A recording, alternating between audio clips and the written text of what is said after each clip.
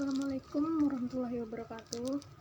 Hello everyone, my name is Ella and today I would like to explain about individual psychology by Alfred Adler.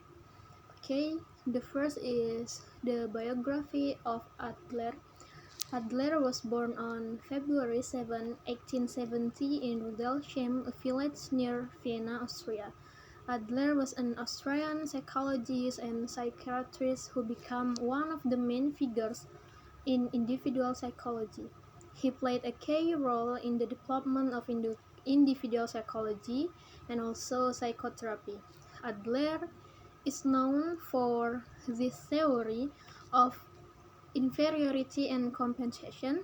He argued that people develop certain behavior to overcome their feelings of the inferiority. The next is Introduction to Adlerian Theory. Adler, despite influencing later theories, is less well known than Freud or Jung for a few reasons. Firstly, he didn't establish a well-organized institution to promote his theories. Secondly, he wasn't a strong writer, and his books were complete from scattered lectures by various editors. And thirdly, as his ideas were absorbed into later the theorist's work, distancing them from his name. The main principles of Adlerian theory include striving for success or superiority, subjective perception, and infinite personality, social interest, style of life, and also creative power. The first principle is striving for success or superiority. Adler believed that people are mainly driven by a desire for success or superiority. This motivation comes from early feeling of inferiority, often linked to physical shortcomings. In his theory, unhealthy individuals seek personal superiority, while healthier ones aim for success that benefits to everyone. Initially, Adler explored aggression as a driving force, later replacing it with masculine protest, before setting on the idea of striving for success in his final theory. And this final goal is guided by a strong sense of social interest, emphasizing the importance of contributing positively of society. Regardless of specific motivation, Adlerian theory suggests that each person is guided by a final goal in their action and choices. The final goal, Adler believed that everyone aims for a final goal in life, either to be a personally great or to help others success. Even though this goal isn't real, it's super important because it shapes who we are and explain why we do things.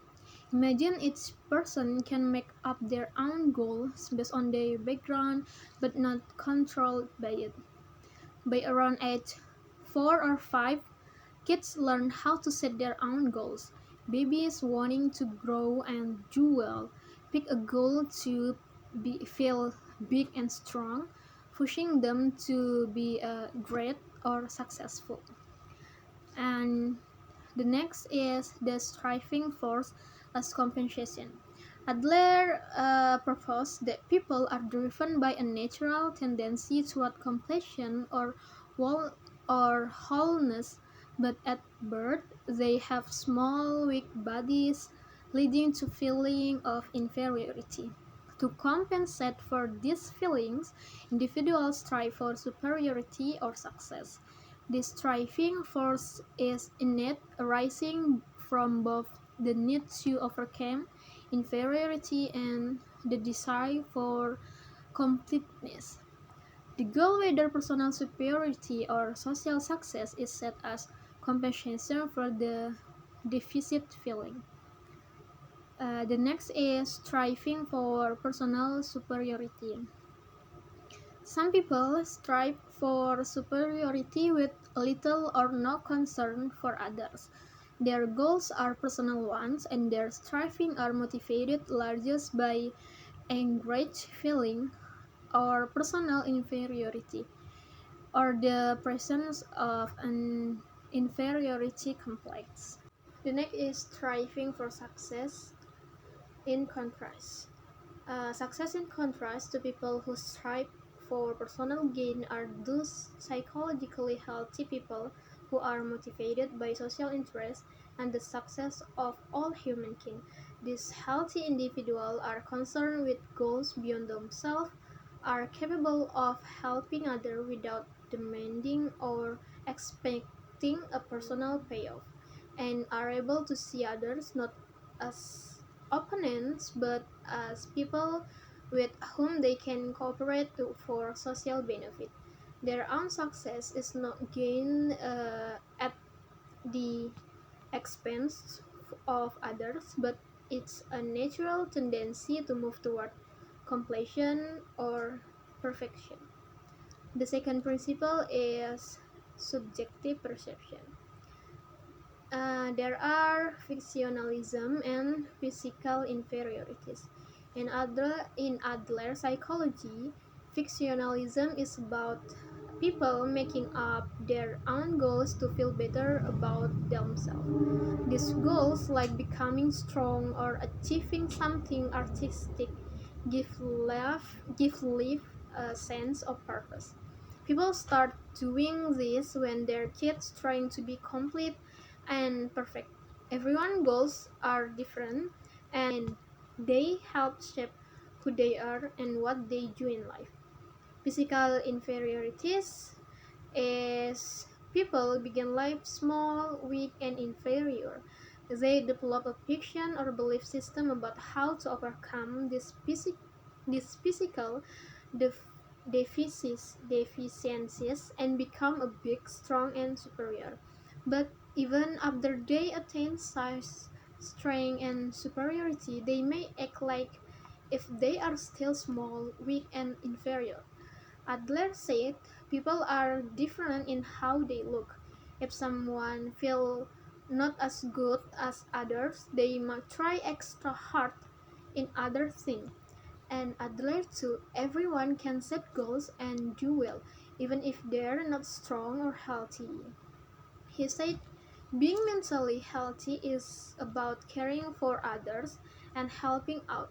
So no matter how we see ourselves physically, Adler believed we can still do good things and shape our lives in a positive way. And the third is unity and self-consistency of personality. Adler believed that each person is unique and indivisible, emphasizing the unity of personality. In Adlerian theory, personality is seen as unified and self-consistent, with true feeling and action directed toward a single goal. Even seemingly inconsistent behavior or viewed as clever attempts to gain an advantage in relationship, Adler identified dialect organ, as way in which the entire person operates with unity and self-consistency. This means that even behaviors that may seem erratic have an underlying motivate and purpose. The next is organ dialect. Organ dialect or dialect organ is the idea that condition of a specific organ reflects the individual's life goals. Organs speak a language expressing emotion more clearly than words. For instance, a man with rheumatoid arthritis in his hand may be saying, "See my deformity, don't expect manual work." Another example is an obedient boy wetting the bed to express his unwillingness to obey parents, a creative expression using his bladder instead of words. The next is conscious and unconscious. Adler defined the unconscious as the part of the goal that is neither clearly formulated nor completely understood by individuals. And conscious too are those that are understood and regarded by the individual as helpful in striving for success, whereas unconscious thoughts are those that are not helpful. Whereas unconscious thoughts are those that are not helpful. And the fourth principle is social interest. According to Adler, social interest is like feeling connected to everyone in the world. It's more than just understanding or caring, it's about being part of a big human family. People with strong social interests don't just focus on themselves, but they want everyone to do well. It means getting along with others to make society better, not just for personal gain. Adler too, this social interest is natural for humans. We need each other to survive and thrive. And there are two sources of social interest. The first one is mother and child relationship, and the second is a successful father and the child. And the fifth is style of life. Adler says each person has a unique style of life, kind of like the flavor of their life story. This flavor comes from a mix of who they are, their surrounding, and their creativity, similar to how a musician has a distinct melody. Around age 4 or 5, people settle into their way of doing things, guiding everything they do. And for some people who unhealthy, folks stick to strict routines, but healthy ones stay open to new ideas while keeping their main goal in mind. If someone has a good style of life, they show they care about others through their action. They tackle life big challenges with teamwork, courage, and a willingness to help others. Adler believes these people are the best kind and will make the world better in the future. And the last is creative power. Adler too, everyone can create their own way of living, like telling their life story. This ability called creative power lets us shape our goals, how we work toward them, and how we care about others. It makes us free to be ourselves. Even though we inherit traits and have experiences, Adler said we're more than that, we're like architect building our personality. It's not about what we're given, but how we use it. He compared it to facing a low doorway. We can either bend down, solve problem, or bump our head, avoid challenges. We have the power to choose. And there are in individual psychology, there are also abnormal development. According to Adler, 1956, the one factor underlying all types of maladjustment is underdeveloped social interest. Besides lacking social interest, neurotic tend to set their goals too high, live in their own and also live in their own private world, and also have a rigid and dogmatic style of life. External factors in maladjustment is there are is exaggerate physical deficiencies, pampered type of life, and also neglected of life. And there are also has safeguarding tendencies.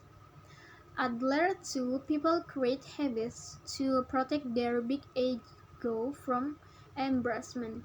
These habits, called safeguarding tendencies, help hide their being aggressive or avoiding situation. These habits aim to protect their lifestyle and maintain a fake inflated sense of importance. And the last one is There are also has masculine protests. Although too, the men and women have similar psychological experiences, and the societal dominance of men is not a natural thing but a result of historical factor.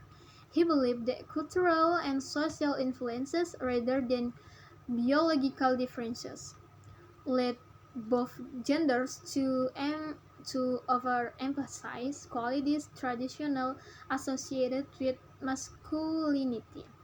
This concept, called masculine protest, suggests that social expectation influence individuals to emphasize traits considered masculine. So that's all from me. I hope you guys can understand what I'm saying and got the point. Thank you very much to listening and watching this video until the end. Assalamualaikum warahmatullahi wabarakatuh.